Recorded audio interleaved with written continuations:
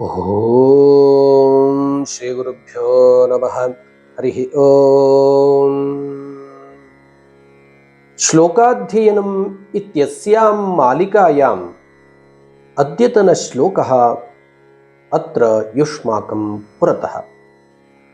ಲಲಾಟೆ ತಿಲಕಂ ಯಸ್ಯ ಸ ಯೋಗ್ಯಃ ಸರ್ವಕರ್ಮಸು ಈಶಪಾದರಜೋ ರೂಪಂ ತಿಲಕಂ ಧಾರಯಾಮ್ಯಹಂ. ಅಸ್ಯ ಶ್ಲೋಕಸ್ಯ ಪದಚ್ಛೇದಂ ಪಶ್ಯಾಮ. ಲಲಾಟೆ ತಿಲಕಂ ಯಸ್ಯ ಸಹ ಯೋಗ್ಯಃ ಸರ್ವಕರ್ಮಸು ಈಶಪಾದರಜೋರೂಪಂ ತಿಲಕಂ ಧಾರಯಾಮಿ ಅಹಂ. ಅರ್ಥಾನುಗುಣಂ ಅನ್ವಯಂ ಜಾನೀಮಃ. ಯಸ್ಯ ಲಲಾಟೆ ತಿಲಕಂ ಸಹ ಸರ್ವಕರ್ಮಸು ಯೋಗ್ಯಃ ಭವತಿ ಇತ್ಯರ್ಥಃ. ಈಶಪಾದರಜೋರೂಪಂ ತಿಲಕಂ ಅಹಂ ಧಾರಯಾಮಿ. ಏತಸ್ಯ ಸಂಸ್ಕೃತಂ ಅರ್ಥಂ ಕಿಂಚಿತ್ ಜಾನೀಮಃ.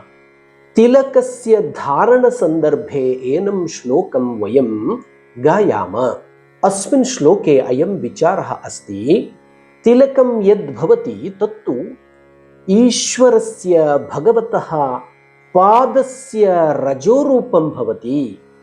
अर्थात् शिवपादधूलीकणरूपेण भवति तिलकं. तादृशं परमपवित्रम् अहं मम शिरसि अथवा मम ललाटे धारयामि. यश्च पुरुषः विना तिलकं किमपि कार्यं करोति तत्तु अनुचितं भवति इति संप्रदायः. रिक्तललाटो भूत्वा कार्यं न कर्तव्यं. विशेषतः वैदिककार्याणि वयं रिक्तललाटरूपेण न कुर्मः. ललाटे तिलकं धृत्वा एव कार्याणि कुर्मः. यतः ईश्वरेण दत्तम् इदं शरीरं पूज्यं भवति, ईश्वरेण दत्तमस्ति. अतः एतस्य अर्चनां कुर्मः भ्रुवोः मध्ये तिलकं धारयित्वा. तस्मिन् समये एनं श्लोकं वदामः. यस्य ललाटे, यस्य पुरुषस्य ललाटे, ललाटभागे फाले तिलकं भवति सः सर्वकर्मसु योग्यः भवति. तादृशः तिलकयुक्तः जनः सर्वाणि कर्माणि, विशेषतः वैदिककर्माणि कर्तुं योग्यः भवति, अर्हः भवति. किमर्थम् इत्युक्ते तिलकं तावत् ईश्वरस्य पादरजोरूपं भवति.